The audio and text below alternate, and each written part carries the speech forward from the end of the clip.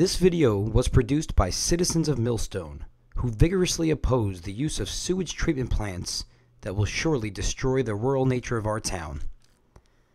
More specifically, this video was produced to show the public the way in which our mayor attempted and succeeded in her scheme to bring sewage treatment plants into our town through the withholding of information from the public, blatant lies, constant misinformation at public meetings, and a forced vote by the planning board. The manner in which the mayor purposely withheld vital information, not only from the public, but from other township committee members, should cause all residents of Millstone to seriously question the motives of the mayor behind such unprecedented action. Let's recap exactly how the mayor was successful in bringing such a destructive force into our town. What you don't like is one aspect of the plan. It's a pretty big aspect. It is a big aspect, but I'm going to tell you something. You don't know how I feel. I don't like the cyclone system. Well, that's good to know, Mayor.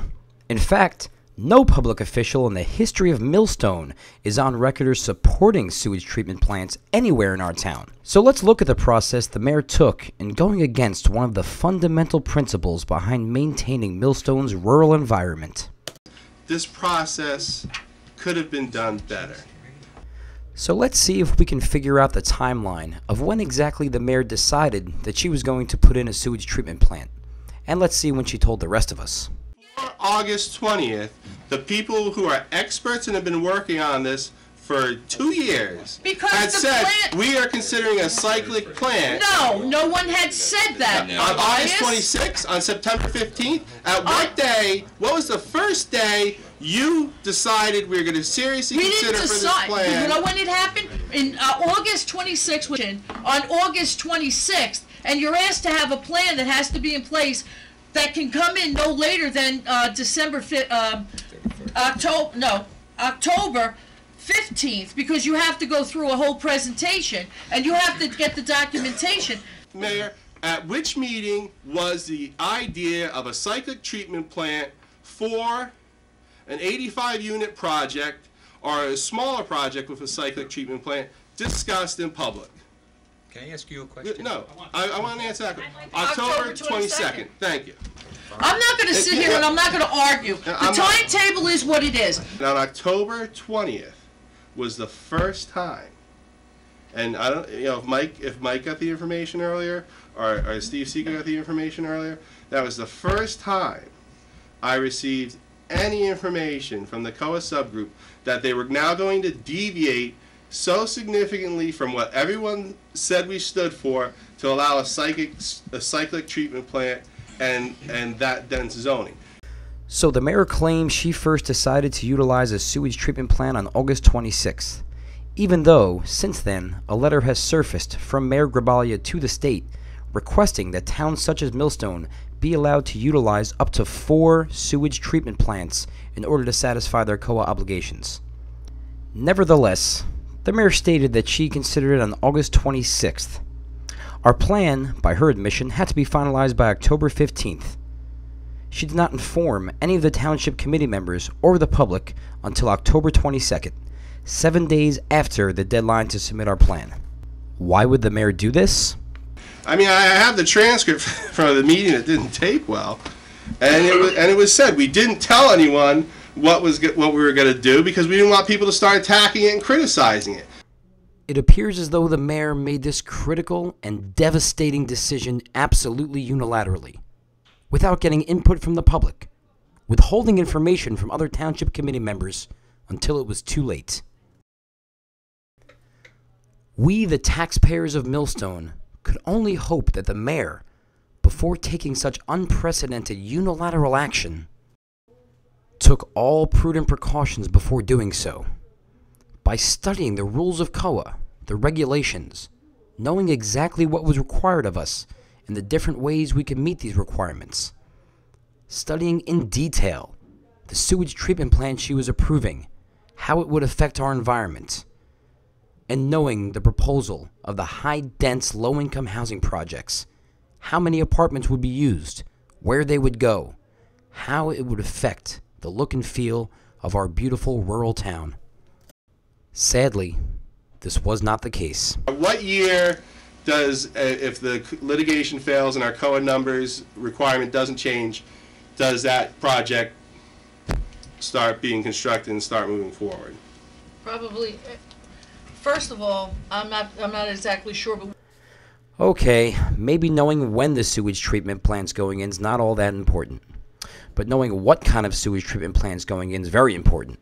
And I'm sure the mayor would never approve such a plan without doing all of her homework, without thoroughly investigating the different types of sewage treatment plants that are out there, without going to other towns and checking firsthand exactly what we're in for.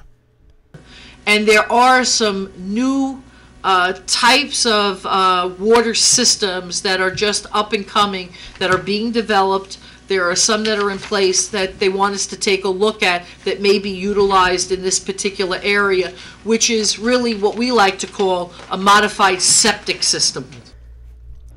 It sounds to me as if the mayor has no idea about what kind of sewage treatment plant she'll be allowing to be put into our town. Okay, let's move off of that for a minute, and let's look at these 85 high-dense housing projects that she proposes to put up. When she decided to put up the housing projects, I'm sure she closely studied the plan, knowing how many units, where they would be, and what the impact on the citizens of Millstone would be. Let's take a look. It's almost like bedroom units, and if you have a one-bedroom unit, it may be two people or it may be one person. So when we say units, we're not talking about 85 apartments. Can I just, Mr. Chairman, can I just could I approach say the one mic, thing? please?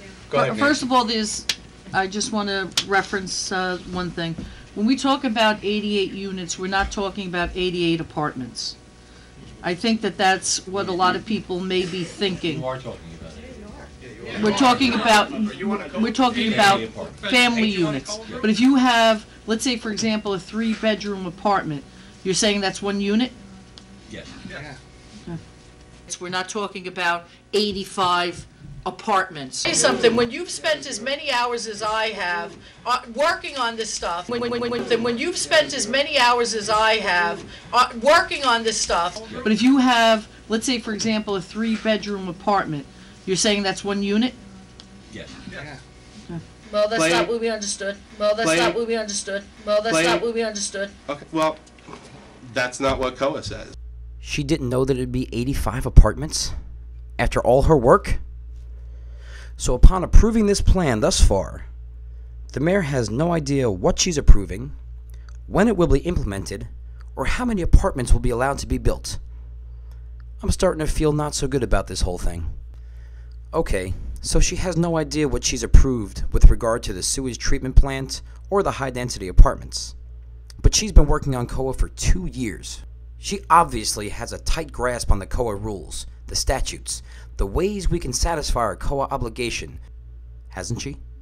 And like I said, for the non-rental units, it's purely acceptable, and you can completely satisfy those units with an inclusionary development program. So there is an alternative plan. It has been the legal advice that has been given to us, and it certainly disagrees with him, and it's come from Dwayne, and it's also come from Rich Capola, and it's come from COA themselves, saying to us that the inclusionary development does not satisfy the 172. Well, let's ask Township Attorney Dwayne Davidson if that was in fact the legal advice that he gave to our mayor with regards to inclusionary zoning. Dwayne, is it your opinion to the governing body that the inclusionary development provided under Fuller Colon 97-6.4 cannot be used to satisfy any portion of our COA obligation? No. That's not your opinion? No, That's not your opinion? no, That's not your opinion? no. Can you work an inclusionary development plan, or the inclusionary development idea into a plan? Yes, you can.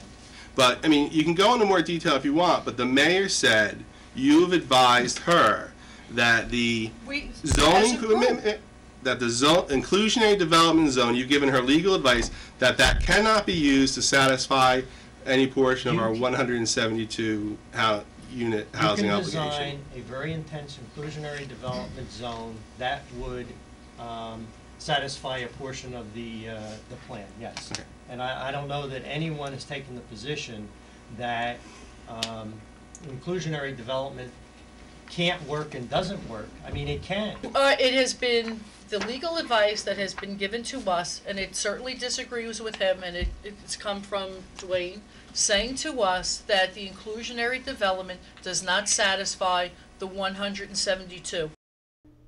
It's obvious the mayor has absolutely no issue blatantly lying and misrepresenting facts to the public, trying to blame other public officials for her misinformation. We urge all citizens to watch part 2 of this documentary for the shocking conclusion. See as the mayor tries to stifle citizens from asking questions. Watch how the mayor forces the planning board to approve her plan for a sewage treatment plant under duress. No Millstone citizen could afford not to see part 2's shocking conclusion.